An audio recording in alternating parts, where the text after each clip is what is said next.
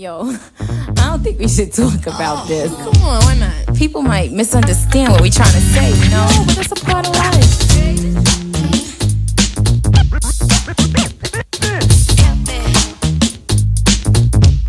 Come on. Let's talk about sex, baby. Let's talk about you and me.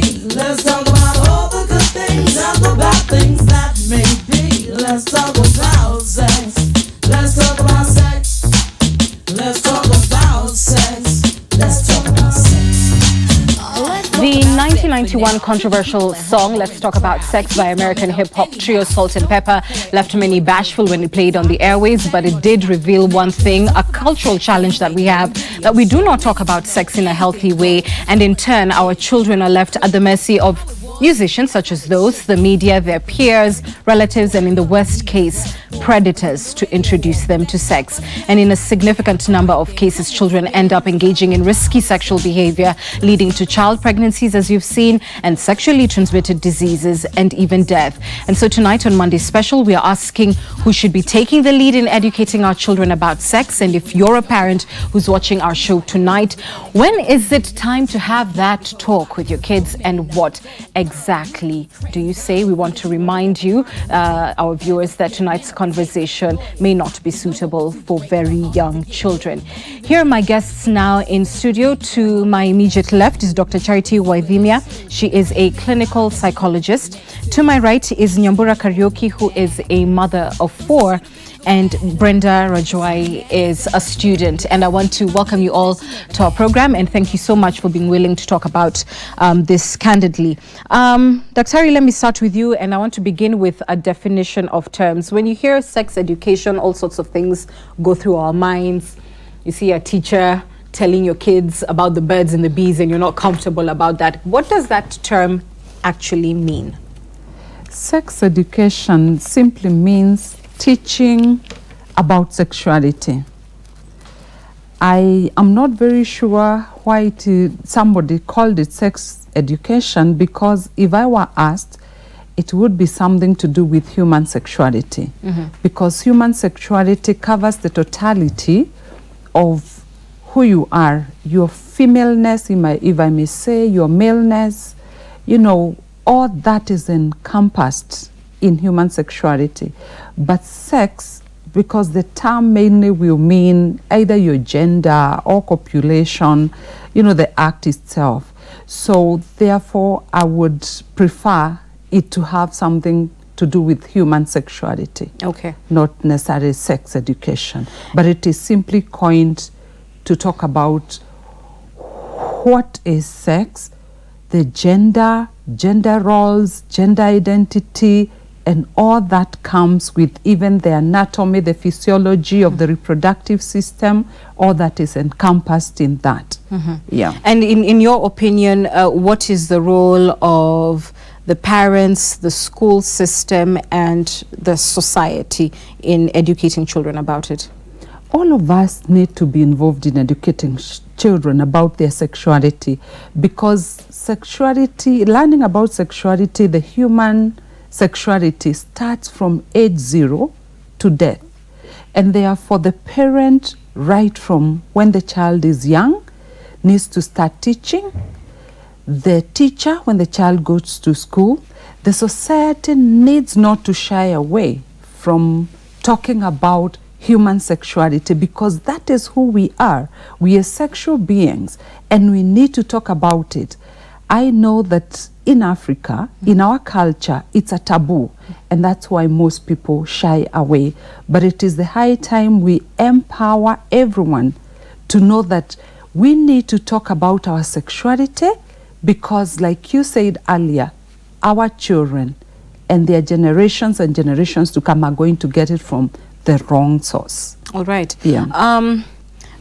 Brenda, you are the youngest in our panel. You're a student. So let's start with, how old are you, and where did you get your information regarding sex from? I'm 21 years old. I got my information regarding sex from school.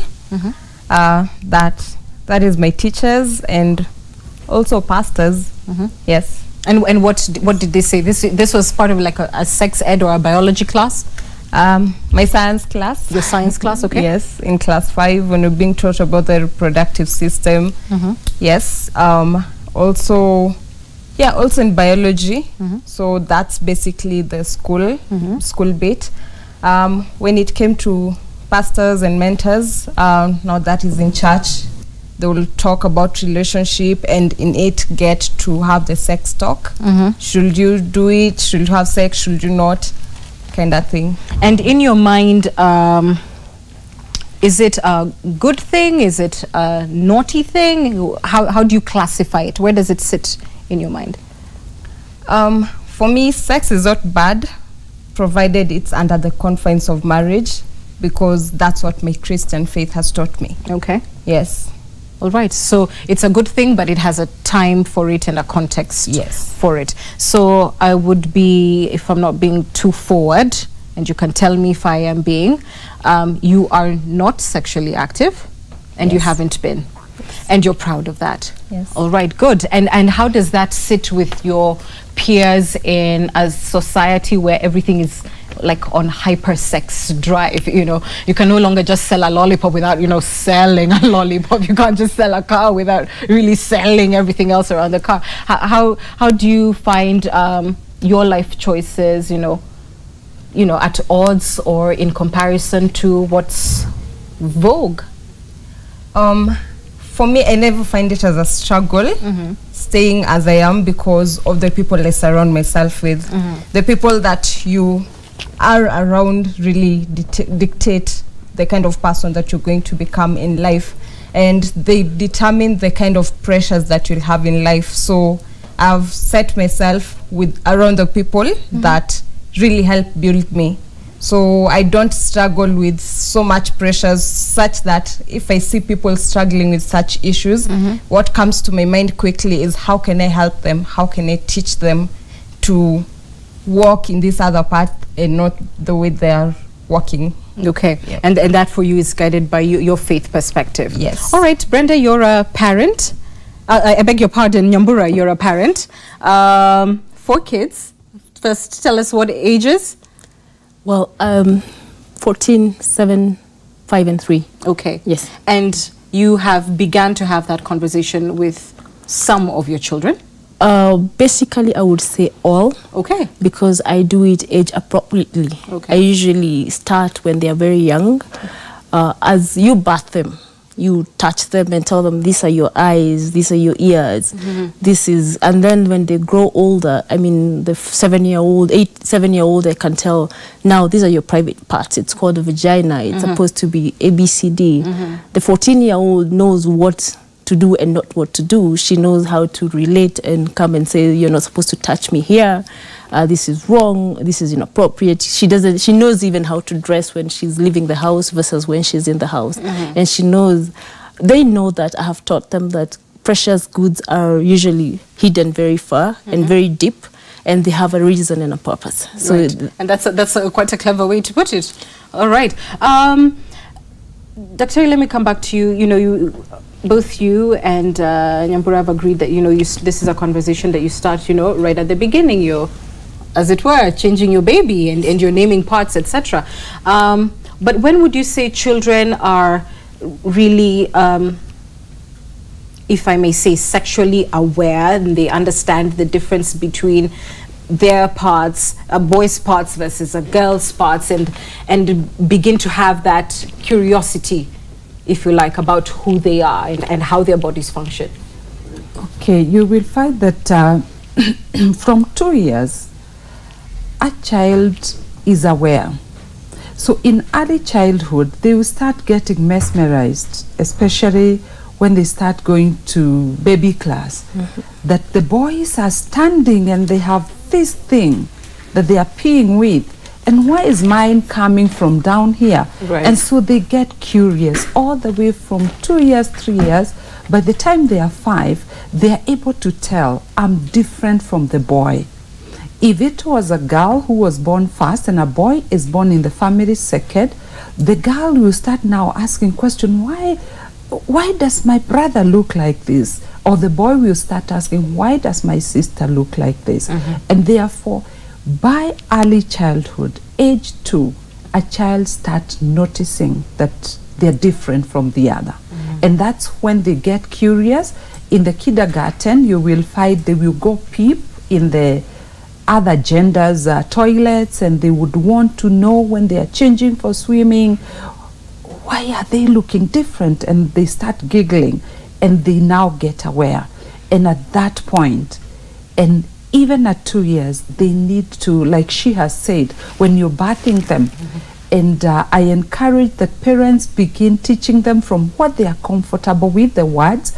But eventually, like she has said, when you tell a child this is the eye, then we need to get progressively comfortable with telling the child when they ask, this thing in my brother, you need to say, this is a penis. And yes, give it its right term. Yes, Right. give it the right term. This is a vagina, so that they get used. It's no longer a taboo to them, and they don't have to hide to talk about it.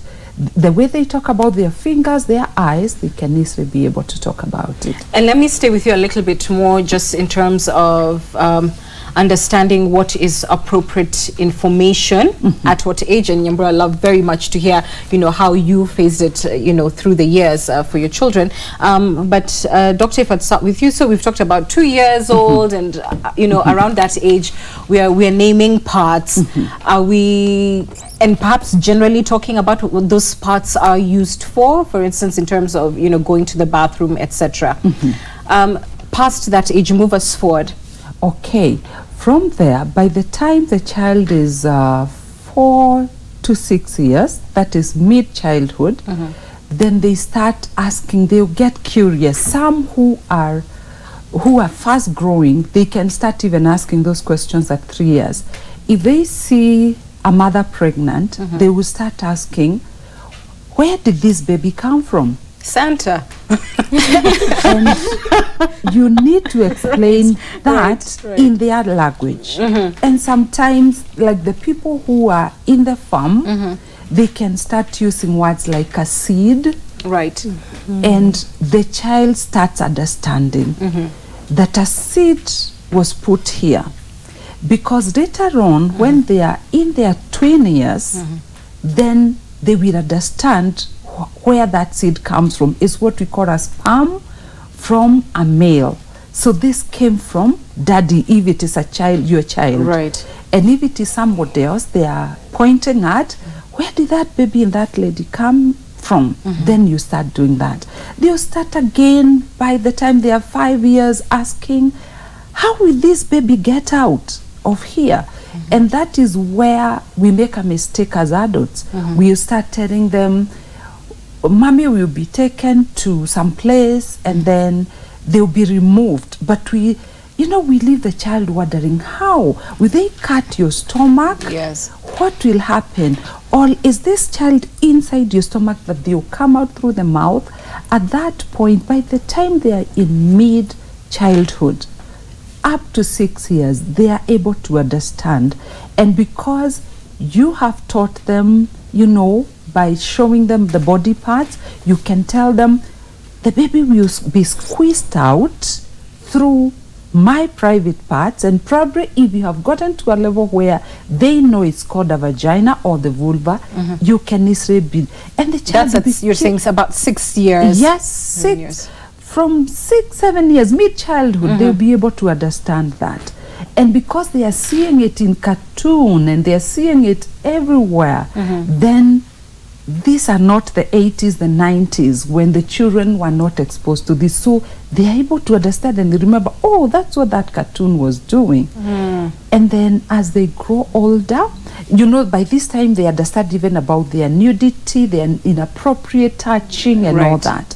When they're in their twin years, that is 9 to 12 years, you now are telling them almost everything because you're preparing them for adolescence.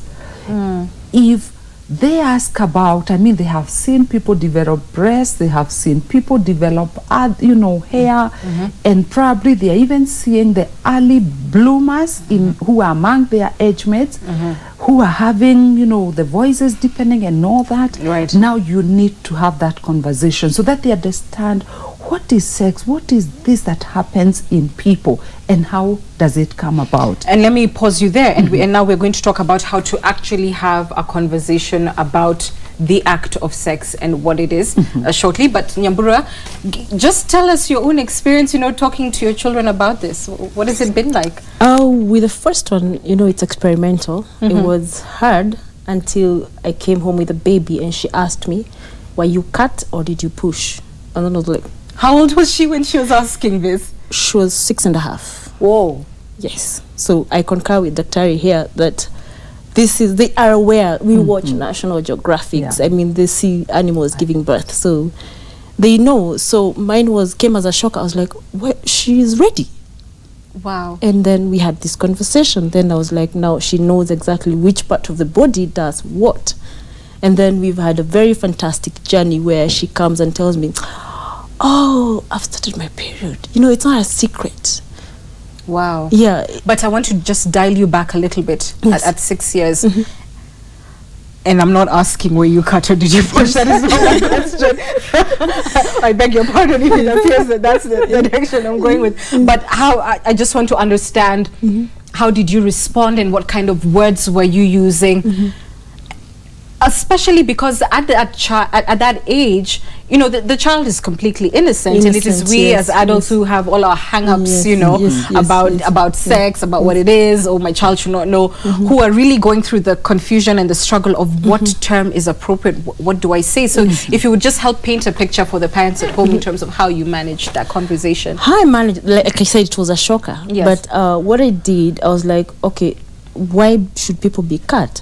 But of course, we had already told her, or she had learned from other people and ourselves, that you go for an operation. So she just knows you're cut up and the baby is removed. And of course, I'm sure there was something that was watched somewhere. So how I went about it, now I sat her down. I told her there is a reason as to why someone would undergo an operation vis-a-vis having a vaginal birth. And this is how it happens. If you have complications, if the baby is maybe too big or is sitting in the wrong position, then this is when the doctor will cut you open. And it's not cutting like scissors and paper. They use medical apparatus and put you to sleep and remove the baby. And then... And this is a 6-year-old? This is a 6-year-old, yeah. And she said, okay. How did that go? No. Did you see her, like, sort of digest that information? Yes, she went like, oh, okay. So which one was it? Of course, we had to have that conversation. Right. And then I was like, now she's ready. She's ready now to move on from this, your private parts. They are called this, and this is their work. And what will happen is that the breast will be used to feed the baby. Of course, she has seen that. And the sexual organs, the vagina, will be for procreation at the right time and giving birth. And are you having this? This is your daughter we're talking about, and you have. I have 3 daughters and a boy. 3 daughters and a boy. Yes, the boy is 5. The boy, that would be the youngest, is it? No, there's a 3-year-old. There's a 3-year-old. Okay, Yes. second to last. So, are you having this conversation with your spouse, your partner, or was this just you and your daughter? Initially, it was just me and the girl, and then of course the daddy has to come in because we took a parenting course to just understand how now to it came as breathe in, breathe out.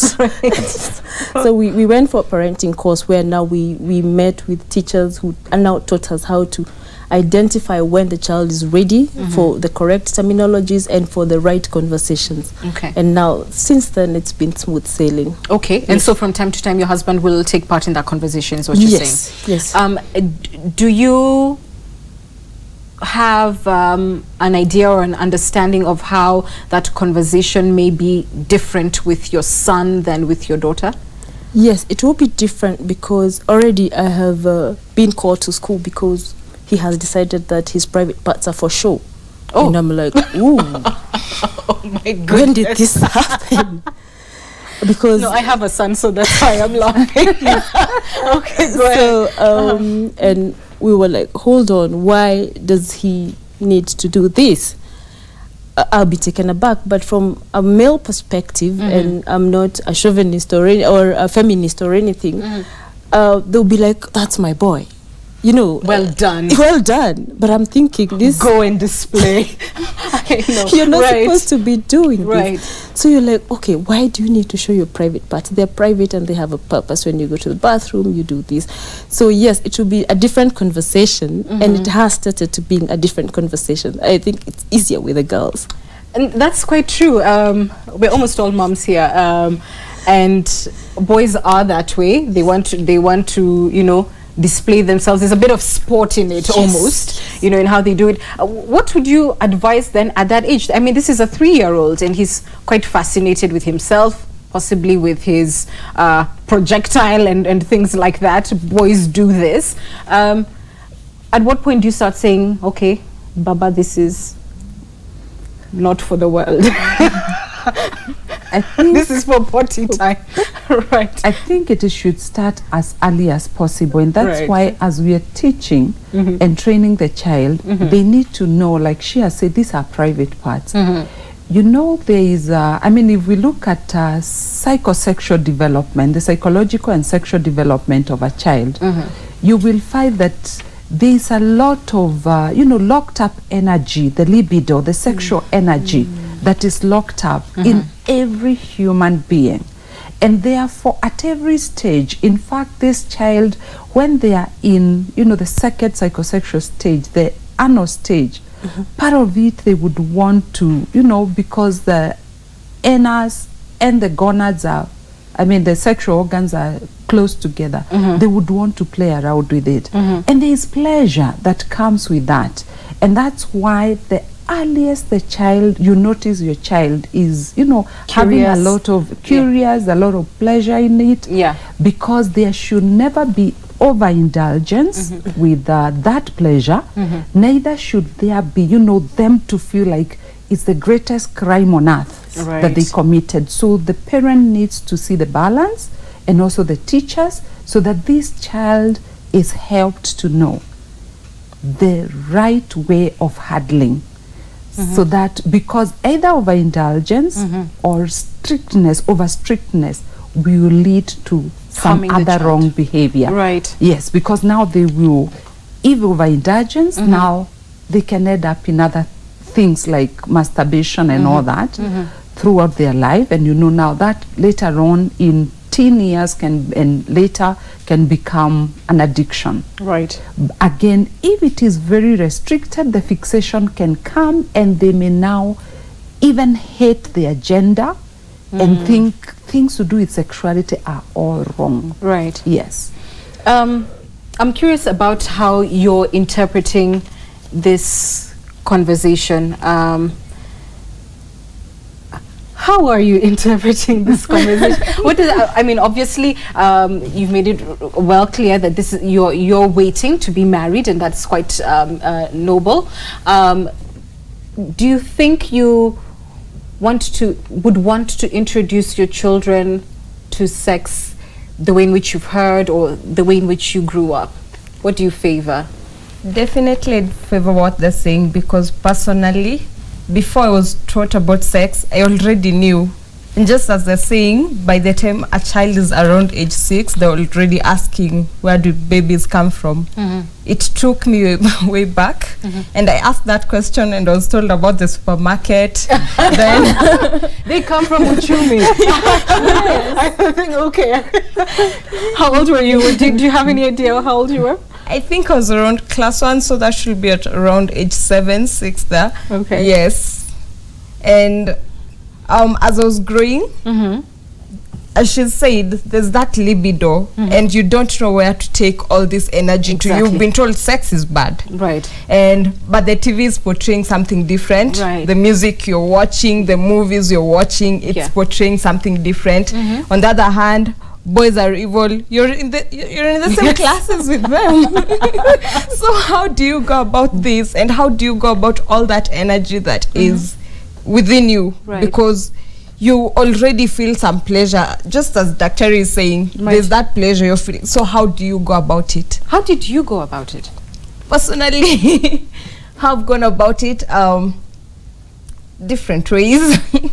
But what I've embraced most is I've kept myself so busy Right. with so many things. Yes. Yes, taking extra classes now that I'm in campus, going the extra mile. I give myself very little time to be idle, so Right. that by the time I'm idle, I'm just too tired. The only thing I want to do is sleep, Right. wake up. And that's a good strategy. Yeah. Yeah. Okay. You've talked about, being, you do know they don't come from the supermarket, right? I'm just teasing. But the reason why I'm asking you, how you would interpret that information is because, you're brave and confident enough to be here on national television talking about something that very few people would do, even those who have done it, Exactly. And so, you do seem well informed and aware about yourself and aware about the choices that you're making, but you come from a background where you weren't necessarily told, at least from what we are hearing, the age appropriate information at 6. No, they don't come from the supermarket. I'm just trying to figure out how you developed or how you got the right information and how you, and what were your shock absorbers for it when you found out they are not coming from the supermarket, and how you feel you would relay that information to your children, because you seem to be happy with your faith position. I'm sure that's something you'd want to pass on, right? Yes. Correct? Okay, very good. But how do you think you would do that, perhaps in a way that is different from how you got your information? Get to educate. I will follow her procedure. Get to educate them from as young as they can understand some little things. Get to educate kids from as young as they can understand that there's your private part. Because personally, I remember when I was in pre-unit and a classmate shows me his penis and I'm like, Okay. yes. He was probably just And I showing you a remember pencil, the same pencil from his pouch. Here's a pencil. Here's this as well. Because you're saying you're in pre-unit, right? Yes, so I'm that's in a pre-unit curiosity. and I've not even been taught about these things. I've never even heard about them. You've not asked such questions, but then I have older brothers, so just from mommy bathing them on their own, then the ladies come later, you already know that you are not supposed to. Yes. So Right. Okay, I hear you. You're in campus now. How do you deal with, you've talked about keeping quite busy. Do you feel that is sufficient to deal with peer pressure for you? Is there that pressure? it is keeping yourself busy is not enough. That those times you need to speak out, because yes, you've kept yourself busy, but then what you're doing is just suppressing it, and it keeps coming, especially for us ladies. Every month when you're in your periods, then just a few weeks during the ovulation period, and a lot of hormones are active, and you just don't know how to go about it. Let me pause you there, and I rightfully understand you, but I just want to bring you in, Daktari, a little bit in terms of those young people who do choose to abstain, and it's quite a noble thing to do. But she's talking about the constant pressure and suppressing it. There are those who may say, is this really healthy? Is it the way, since we're talking about a religious perspective for you, is this the point where scripture says then go ahead and get married? don't suffer, as it were. And just really to understand the role of faith in such a context. I think faith comes in so strongly because you see, when you have faith in God, you are able to suppress, and already your values are based on something that talks about not engaging in sexual activity before marriage. And therefore, even when that pressure she's talking about, the libido is there, you're able to have hope. You know, you have the hope in the faith that gives you values in life, and that can help dissipate part of that energy and move on, because you know something better is coming. And you see, as you look forward to getting married and you have kept yourself pure, that faith really motivates you. I will go another month, I'll go another year, I will go another 2 years because I know eventually when I get married, it will be enjoyable. And that becomes a motivation that dissipates the moments that you have that very high libido that would tempt you to engage in sexual activity. And that is now from a faith perspective. And obviously I speak to a very wide audience. Not all necessarily believe that. What do you say to those who have a different opinion, that sex is healthy, that, you know, feelings should not be suppressed, and as long as it's done, you know, between consenting adults and in if I may use the term, a safe environment, then it is fine? I think for me, I would encourage, I know in psychology you'll be told it's a human basic need. Right. However, even food, which is a human basic need, you don't eat all of it. Yes. Right now I've not had my dinner, I'm hungry. Right. But I can't say I'll not come for this show, start crying because I don't have the food here. I can wait. And because from 5 years there is our structure of, you know, there is a super ego that develops, the ego that can help you wait, not like a child. And therefore, I know that we are in an era where, you know, everybody is, if I feel like sex, I go in and I have. But as you have asked me to talk to the audience who may not be, you know, somebody who believes in God, yes, there is autonomy. But the question I ask is that our instincts, although they are animal instincts, we have a mind that was created by God that can give us self-control. And one needs to sit down and interrogate themselves and ask themselves, should I always have sex because I felt the need? Is there need to wait? And if I wait, what are the advantages of that? Because I believe there are the advantages of waiting vis-a-vis having sex every moment you feel like having sex. And what should the advantages be? The advantages, one, I mean, there is a motivation to now engage with it when you are more mature or when you're married. There is the motivation that you get satisfied because you know when you have sex with everyone and everybody, and you have learned to have it as an instinct. Even when you get married, things can be there, or when you're an adult, things can come up where you don't have to have sex every day. And those are the people who will even not be faithful in a marriage. And therefore, I think, and I believe that having control in matters of sex is advantageous to a human being. Okay, but I think you've put it quite well when you talk about eating. I mean, just fine, eating is, you know, necessary for human life, but you don't just go eating everything. Yes. I think that quite clearly says it, and the element of discipline, I think, in what you're saying.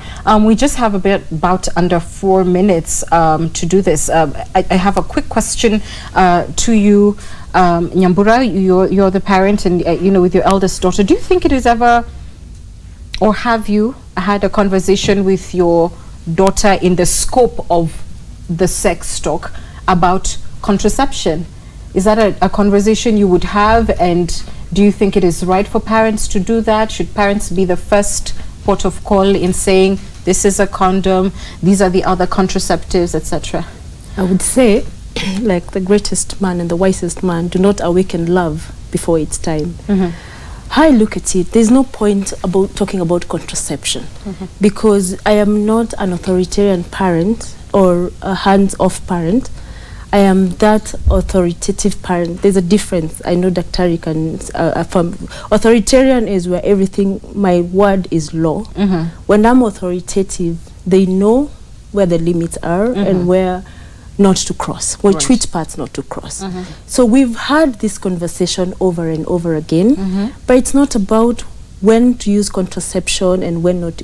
It's never even crossed my mind. Why would it cross my mind while I have taught you the values of staying pure and the honor that you get even in keeping yourself pure? There is no, we can't even have that conversation. a non-starter, I would say, because if I teach you right, if I show you what is right, then there's no point of having that conversation ever. Right. Yeah. So would it be then something then you would discuss with your daughter, maybe when she's engaged, when she's about to get married, based on your values? Sex education doesn't start when you're getting married or when you're going for premarital counseling because you're engaged. It's something that has started when you're bathing them and talking to them. Because we usually say, even in marriage, it's not about the 10-week program or the engagement and all these things. It's what she has seen and what I have told her. And like Brenda is saying here, if she was taught from an early age, even these urges, she would know how to suppress them, knowing that and I'm glad that she's able to do that, knowing that there's a reward that awaits me. And it's not about flashing cards that, oh, I was married like this. No. There is that honor of, I kept myself pure, and this is what I have been taught. And I usually tell them, okay, at least the two older ones, there is honor in honoring your parents and actually emulating what that I have taught you, and you're able to carry it on into your next life and into your marriage and all that. Dr. Should parents also be at the front of talking about contraception? My answer would be yes. Because again, like Brenda has said, they are learning these things. You may not talk to your child about contraceptives in the light of them using them. It's them understanding what are these contraceptives that you're talking about, so that they know what are the advantages and disadvantages. Because if a child starts using contraceptives very early, and especially the chemical ones and some of the ones that are intrusive into the body, the child needs to understand that these ones are harmful in the long run. And therefore, I would say parents need to talk about it so that a child does not just think, oh, can I buy the after, it's called after? Morning after. The morning after, the morning after pill. And they don't understand what they are.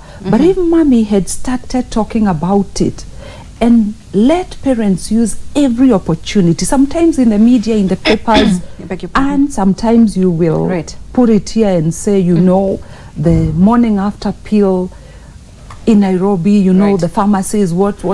Let the parents use such and say, now this morning after pill, what is it used for? You know, girls when they have, and boys when they have had sex, or men and women, they will run for it so that, you know, conception does not come. So that's why I'm saying it is good for people to know, because sometimes people live in some conditions that are adverse. And sometimes you may not voluntarily want sex. It could be a rape. If a child knew, if a girl child knew, or a boy child, because these days we are not just talking about the females, we are also talking about endangered males. If they knew how to insert a condom, that would save them. And you've just given statistics on HIV and AIDS. And therefore, I would say yes, not that I'm teaching my child, you know, have sex and use contraceptives, but I'm making them aware. These are called contraceptives, these are their uses, these are their pros, these are their cons. When can you be safe with it? Would you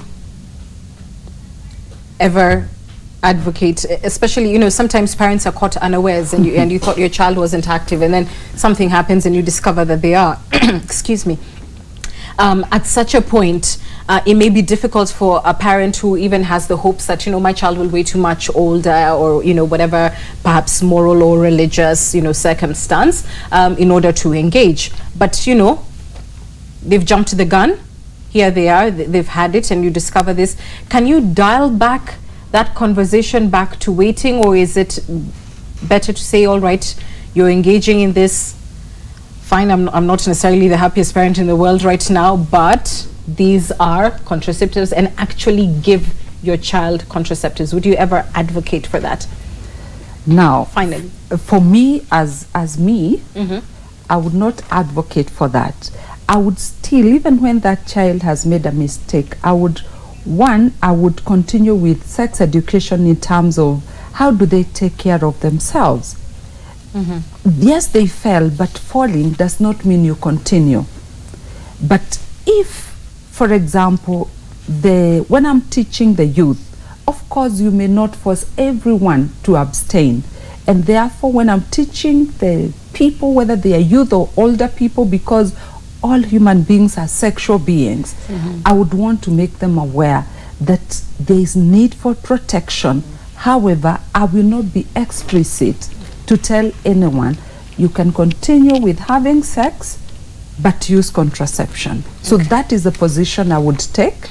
Even if I have my child and I know that they have fallen and they are sexually active, I would still want to continue teaching them what I believe is the right perspective about sex. That's our time. I thank you all so much for, speaking so candidly, openly, and, even allowing us to laugh and not be frozen in our seats by this conversation. I appreciate you all so much, and especially you. Well done. And congratulations on, the life that you are choosing to live. We wish you the very best. That's our time. Thanks for watching Monday Special. I am Ann Kiguta. Have a wonderful evening. I'll see you Thursday. We'll be talking politics. See you then.